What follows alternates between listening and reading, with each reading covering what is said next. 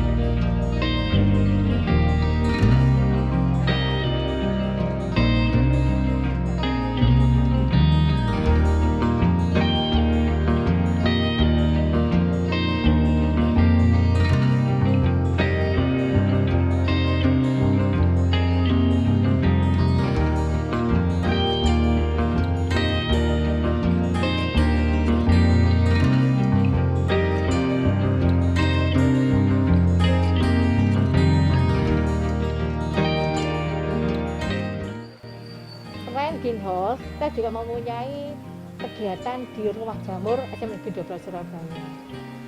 Mempunyai kurang lebih ada sekitar 2000 backlog untuk pembenihannya jamur, miselium, sampai tumbuh menjadi jamur baru.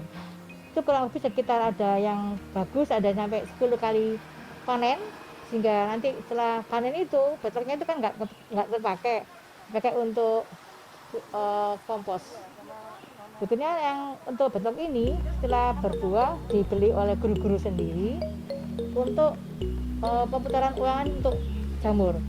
Rencana saya jamur ini nanti dijual di luar Pulau Surabaya yang secara kontinu. Ini yang saya inginkan, mudah-mudahan bisa terkabul dan backlognya ini bisa selalu menghasilkan jamur. Selain itu kita ke hidroponik ya Mas ya. Hidroponik ini kita mempunyai kurang lebih 5 instalasi. Masing-masing itu sudah berdaya guna, sudah menghasilkan tanaman.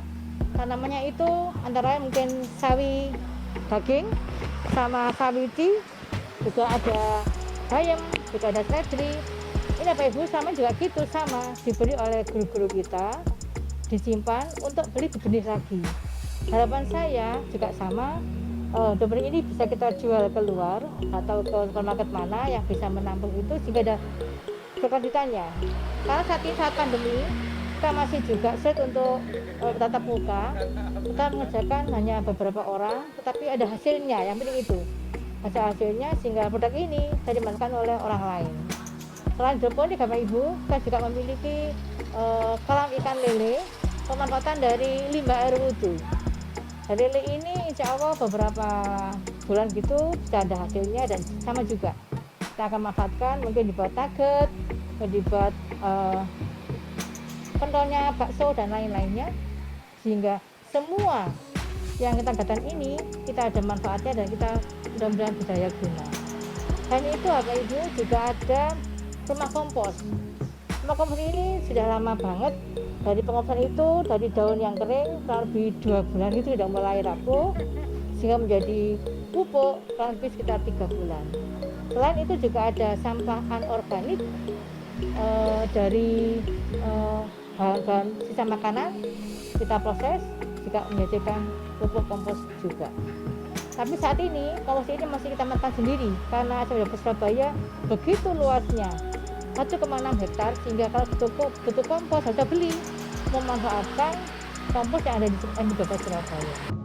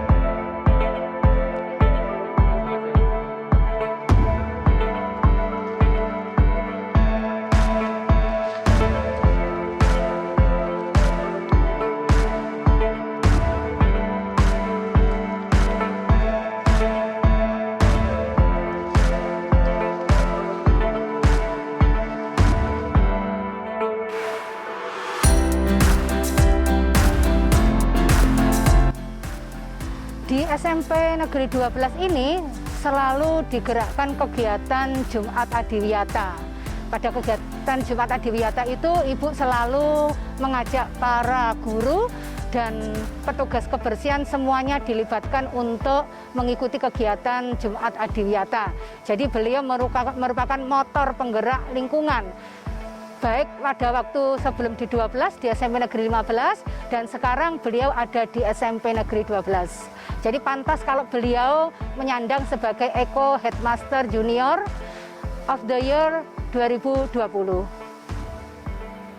Harapan saya karena tahun depan, tahun lagi saya sudah purna tugas, mudah-mudahan semua Bapak Ibu guru, semua warga sekolah ini termasuk karyawan, siswa, orang tua, komite juga tetap mempertahankan kondisi SMP 12 Surabaya itu sehingga sekolah ini saya bermimpi ingin menjadi sekolah wisata, sehingga kalau ada kunjungan bisa melihat di rumah jamur, melihat di greenhouse, dan yang lainnya. Mudah-mudahan dengan berakhirnya saya di SMK Surabaya tetap eksis, tetap terjaga kelestariannya. Nah, tambah lagi, walaupun di SMK ini sudah ada gerakan peduli lingkungan, harapan kita Bapak Ibu, siswa termasuk semuanya juga aktif di kegiatan peduli lingkungan. Contoh, ketika kita membersihkan di Taman Wedi, contoh kita membuat kegiatan geopori di rumah, sekitar rumah, dan lain-lainnya. Sehingga kegiatan peduli lingkungan ini tidak berhenti di SMK 12 saja. Untuk di luar SMK 12 Surabaya bisa tetap mengerjakan kegiatan peduli lingkungan. Sehingga lingkungan ini tetap terjaga sampai dengan selamanya. Terima kasih.